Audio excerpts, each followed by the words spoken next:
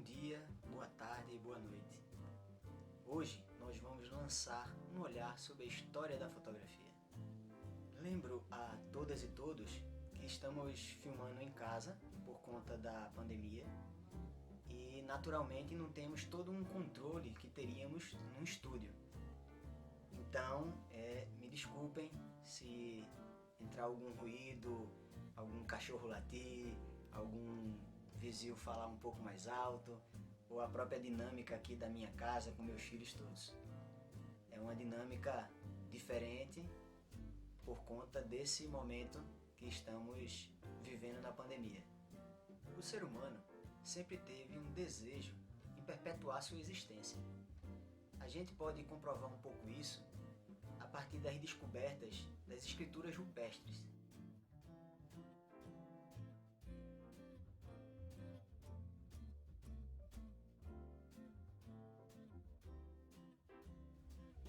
Então, desde muito e muito tempo atrás, o ser humano registrava, nas pinturas feitas nas rochas, nas pedras, um pouco do seu cotidiano. Como eles faziam suas caças, como eles se relacionavam entre si.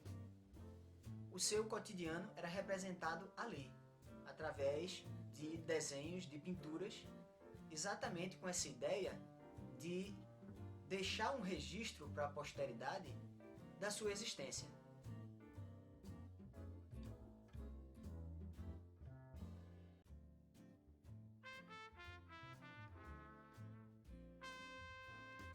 Então, por conta desse desejo ancestral, ao longo da história da humanidade, os seres humanos foram procurando cada vez mais maneiras de perpetuar essa existência, de registrar essa existência.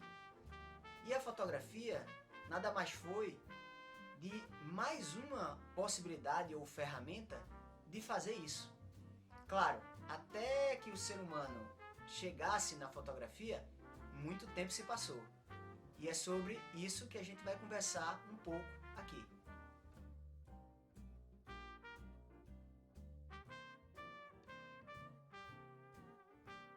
As primeiras experiências fotográficas feitas por químicos e alquimistas datam de 350 anos a.C.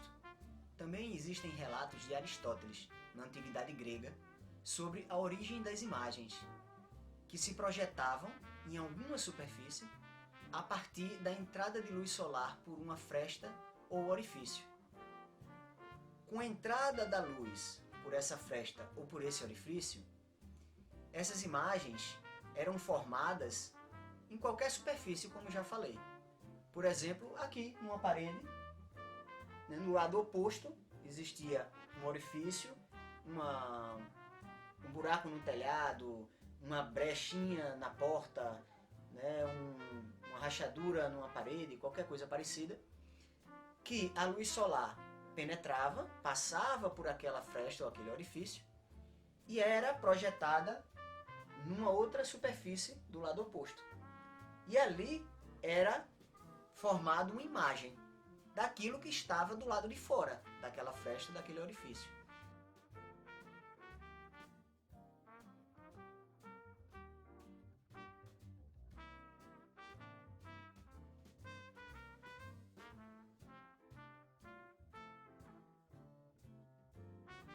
E os seres humanos, percebendo aquilo, começaram a ter uma vontade muito grande de entender melhor o porquê daquele acontecimento.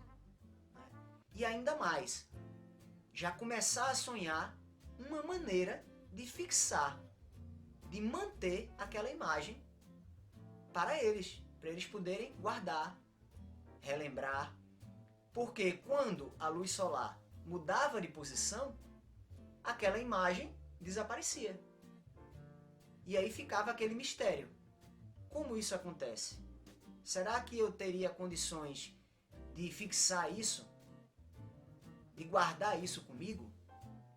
E a partir daí, a curiosidade humana, que sempre foi e sempre será muito intensa, passou a contribuir para que descobertas fossem feitas até o dia que foi possível finalmente fixar essas imagens num pedaço de papel, numa chapa de metal, numa chapa de vidro e diversos outros suportes que foram experimentados pela fotografia ao longo da sua história.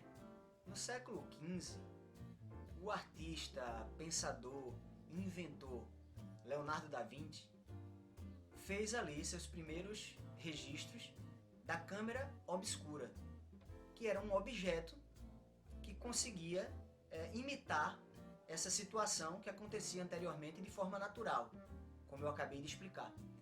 Então, essa câmera obscura proporcionava, ela tem uma entrada de luz, né, um orifício, aonde a luz entra e bate numa superfície que tem dentro dela, formando a imagem.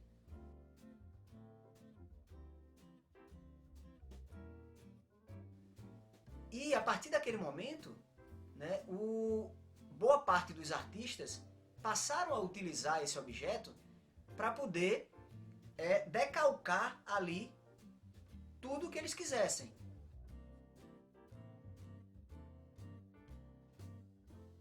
Poderia ser o rosto de uma pessoa que eles botavam na frente dessa câmera obscura, poderia ser uma paisagem, um objeto, um vaso de flores ou algo parecido.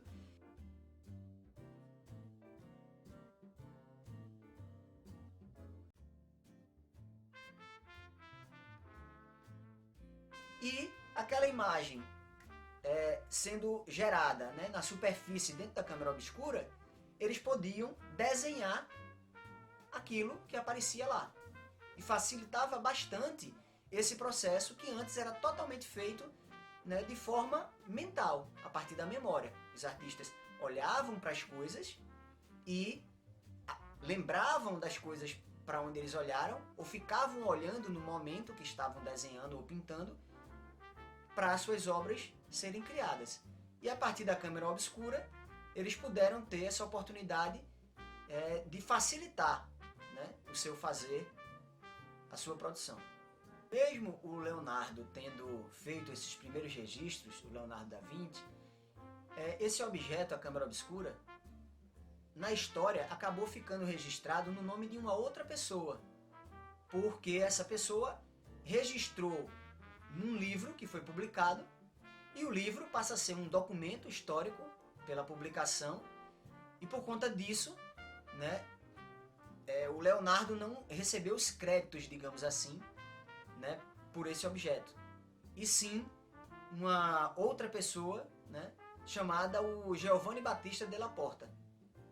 Com o uso da câmera obscura, o desejo que eu falei antes, né, de fixar as imagens que se formavam, aumentou ainda mais, porque o homem passou a ter uma primeira noção, percepção, de que ele poderia, entre aspas, controlar aquilo.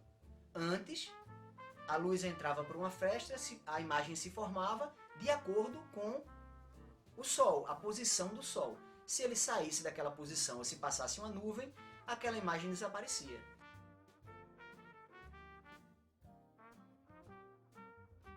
Com a câmera obscura, a pessoa poderia apontar a câmera obscura para qualquer lugar, para qualquer coisa. Então isso já foi um primeiro controle, digamos assim, da formação da imagem. E esse procedimento foi sendo cada vez mais desenvolvido, principalmente por físicos e químicos, porque todo esse processo de fixação da imagem, ele é essencialmente físico e químico. Então, esses pesquisadores foram desenvolvendo várias fórmulas, utilizando diversas substâncias, até que com o tempo eles começaram a obter uns primeiros resultados dessas experiências de fixação dessa imagem. A partir do século XVI, esses físicos e químicos passaram a utilizar os sais de prata, porque já existia um conhecimento que os sais de prata escureciam em contato com a luz. E essa descoberta, esse uso, revolucionou as pesquisas em torno da fotografia, e isso acabou se espalhando pelo mundo afora. É importante termos em mente que a história é uma criação humana. Os fatos aconteceram, existiram, mas eles são registrados a partir de um ponto de vista. Eu estou trazendo isso porque com a fotografia não foi diferente. a gente pode inclusive falar sobre as histórias da fotografia, no plural. Porque ao mesmo tempo, várias pessoas estavam pesquisando sobre a fotografia mundo afora. Só que para a história ficou registrado um nome, o Joseph Niepce, como inventor da fotografia. Mas na verdade, alguns anos antes, por exemplo, o Hercule Florence, aqui no Brasil, já tinha alguns resultados de pesquisas fotográficas e inclusive já tinha utilizado o nome, a palavra fotografia, em 1834. Então veja que interessante. As pessoas acabavam sem saber que uma estava pesquisando praticamente a mesma coisa que a outra. E na história sempre vai ter algum nome que vai ficar como sendo o inventor. Mas não necessariamente foi a pessoa que primeiro chegou num resultado que a gente já poderia considerar como fotográfico. O Hercule Florence, ele começou essas pesquisas, na verdade, querendo resolver um problema no universo gráfico, porque as coisas eram feitas de formas muito trabalhosas e muito onerosas, muito caras, e ele estava desenvolvendo essa pesquisa para que isso fosse facilitado. E nesse processo acabou chegando também na imagem fotográfica, porque eram processos que ele estava desenvolvendo de formas semelhantes. Então a gente vai poder ver agora algumas imagens, né, que mais parecem gravuras, mas que já são resultados dos sais de prata reagindo à luz. O Florence, ele era realmente um visionário. Já naquela época, ele já imaginava a fotografia colorida e descrevia isso nos seus relatos, né, porque ele escrevia bastante. Então, eu estou colocando agora aqui um textinho para vocês lerem que relata sobre isso. É bem interessante.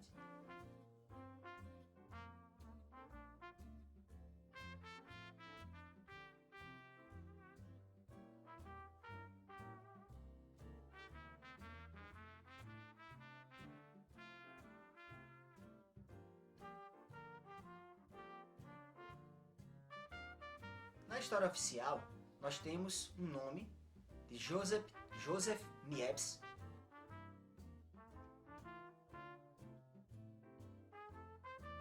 como o inventor da fotografia, da primeira fotografia. Ele começa suas pesquisas criando a heliografia, que era obtida através da aplicação do betume de Judeia numa superfície exposta à luz, que formava uma imagem negativa. O problema é que ele ainda não tinha percebido que era necessário, depois disso, retirar as partes que não tinham sido sensibilizadas para que a imagem não escurecesse. Como ele não fazia isso, a partir do momento que ele ia olhando aquelas imagens e, consequentemente, expondo elas à luz, elas escureciam totalmente. Na continuação das suas pesquisas, Niepce se associa a Daguerre.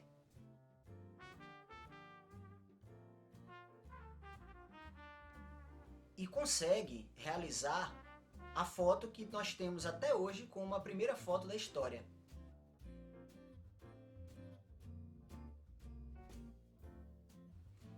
Para ela ser realizada, foi colocada uma câmera apontada a partir de uma janela para uma paisagem, ficando durante 8 horas para que a fotografia fosse capturada, fosse feita. Após essas 8 horas, eles passaram a fazer o procedimento que não era feito antes por Niepce, que era retirar as camadas do betume da Judeia que tinham sido subexpostas, ou seja, que não tinham sido sensibilizadas o suficiente. Dessa maneira, eles fizeram com que a imagem passasse a não escurecer mais quando exposta à luz. E essa imagem existe até hoje.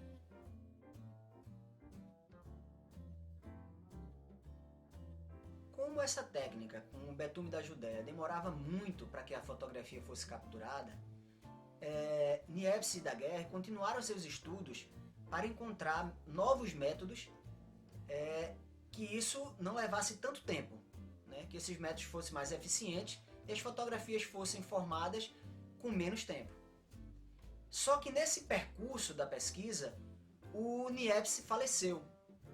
E aí o Daguerre deu continuidade sozinho a todo esse procedimento, até que ele criou o daguerreótipo.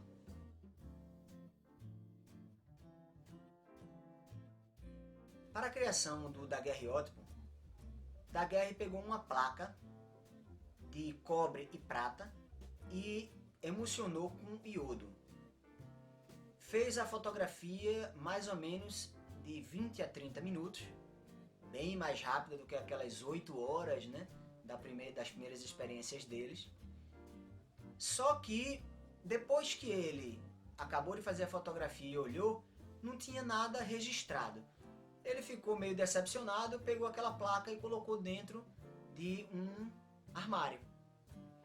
No dia seguinte, quando ele foi lá que pegou aquela placa, tinha a imagem bem nítida registrada na placa. E ele ficou sem entender o que é que aconteceu, até que ele descobriu que tinha um termômetro dentro daquele armário que quebrou e o vapor do mercúrio no ar entrou em contato com aquelas substâncias na placa e concluiu o processo.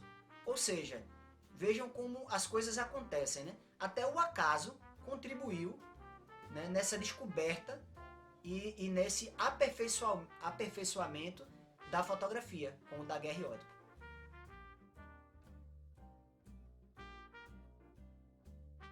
Em 1839, o governo francês comprou a patente do daguerreótipo e popularizou esse objeto, esse invento. As placas que ele usava para fazer a fotografia foram cada vez mais sensibilizadas, diminuindo assim o tempo da realização da fotografia. E isso se popularizou bastante. Como vocês podem perceber nas imagens, com o daguerreótipo, eles conseguiam imagens muito bonitas e transformavam isso também num objeto lindo, né? Como um estojo ou um porta-retrato ou algo parecido, bem rebuscado, né? Com os detalhes da época. Só que tinha um problema. Para você obter uma cópia daquela imagem, só seria possível se novamente aquela imagem fosse fotografada por um outro daguerreótipo. E isso fez com que as pesquisas continuassem, porque as pessoas passaram a querer cópias das imagens, às vezes para dar de presente a alguém, né, para guardar de lembrança em mais de um lugar. E o daguerreótipo dificultava muito isso.